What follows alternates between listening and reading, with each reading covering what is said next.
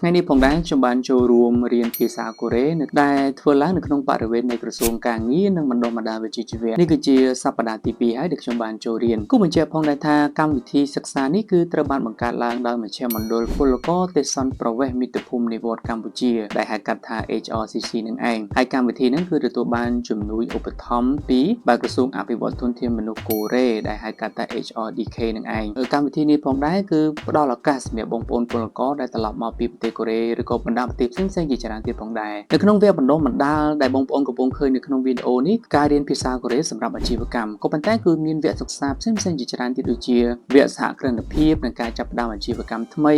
ដែលជួយឲ្យបងប្អូនទាំងអស់គ្នាយល់ដឹងអំពីរបៀបចាប់ផ្ដើមនិងអភិវឌ្ឍអាជីវកម្មរបស់ខ្លួនឲ្យមានស្រាប់ហើយជាពិសេសគឺវគ្គសិក្សាភាសាកូរ៉េសម្រាប់អាជីវកម្មមានន័យថាបងប្អូនចង់ពង្រឹងភាសាកូរ៉េឲ្យកាន់តែល្អប្រសើរដើម្បីយកទៅធ្វើការងារឬក៏យកទៅស្វែងរកការងារដែលទាក់ទងជាមួយនឹងភាសាកូរ៉េនឹងឯងហើយជំនាញបន្តទៀតគឺជំនាញជួសជុល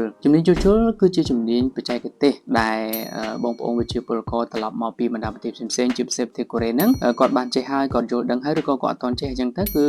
ខាងមជ្ឈមណ្ឌលគឺមានការជួយពង្រឹងជំនាញនឹងផងដែរដើម្បីឱកាសការងារថ្ងៃក្រោយហើយក៏មានជំនាញកុំព្យូទ័ររដ្ឋបាលផងដែរជំនាញនេះគឺល្អមែនទែនដោយសារតែវាជួយពង្រឹងសមត្ថភាពការងារការិយាល័យ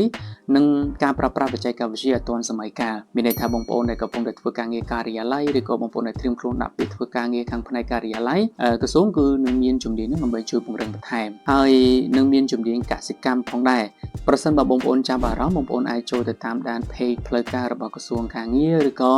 page ផ្លូវការរបស់មជ្ឈមណ្ឌល HRCC ផ្ទាល់តែម្ដងក៏បានដែរដើម្បីទទួលបាននៅព័ត៌មានអាប់ដេតថ្មីៗក៏ដូចជាវគ្គសិក្សាថ្មីៗផងដែរអ្វីដែលខ្ញុំចង់ចែករំលែកនៅក្នុងវីដេអូនេះគឺការដែលយើងត្រឡប់មកប្រទេសកម្ពុជាវិញគឺមិនមែនមានន័យថាឱកាសរបស់យើងត្រូវបានបញ្ចប់នោះទេយើងអាចបន្តរៀនសូត្របង្កើតជំនាញថ្មីៗនិងយកបទពិសោធន៍ដែលយើងមានស្រាប់យកមកប្រើប្រាស់នៅក្នុងប្រទេសកម្ពុជារបស់យើងឲ្យមានសក្តានុពលប៉ុន្តែអ្វីដែលជាបញ្ហានោះតើជំនាញរបស់យើងត្រូវជាមួយនឹងទីផ្សារដែរឬអត់ឬក៏ជំនាញយើងត្រូវតែស្វែងរកជំនួយដើម្បីអាចបង្កើតបរិយាកាសការងារដើម្បីអាចបញ្ចេញជំនាញនឹងបានដែរឬទេនេះគឺជាឱកាសដ៏ល្អមួយហើយគឺជាអ្វីដែលក្រសួងការងារនិងបណ្ដុះបណ្ដាលវិជ្ជាជីវៈបូកជាមួយនឹងមជ្ឈមណ្ឌល HRCC កំពុងតែរៀបចំធ្វើនិងគាំទ្រដែលមានជំនួយមកពីខាង HRDK ក្រសួងអភិវឌ្ឍធនធានមនុស្សកូរ៉េនឹងឯងដូច្នេះបើសិនជាបងប្អូនទាំងអស់នេះចាប់អារម្មណ៍បងប្អូនអាចតាមដាន page ខាងលើហ្នឹងទៅដែលខ្ញុំដាក់នៅក្នុងវីដេអូហ្នឹងណាអូខេអញ្ចឹងវីដេអូរបស់ខ្ញុំមានតែប៉ុណ្្នឹងទេនៅក្នុងសប្តាហ៍ទី3សប្តាហ៍ក្រោយបើសិនជាមានឱកាសខ្ញុំនឹងថតសកម្មភាពក៏ដូចជាយកនៅព័ត៌មានផ្សេងៗចែកជូនបងប្អូនទាំងអស់គ្នាបន្តទៀតអរគុណច្រើនជួបគ្នានៅវីដេអូក្រោយ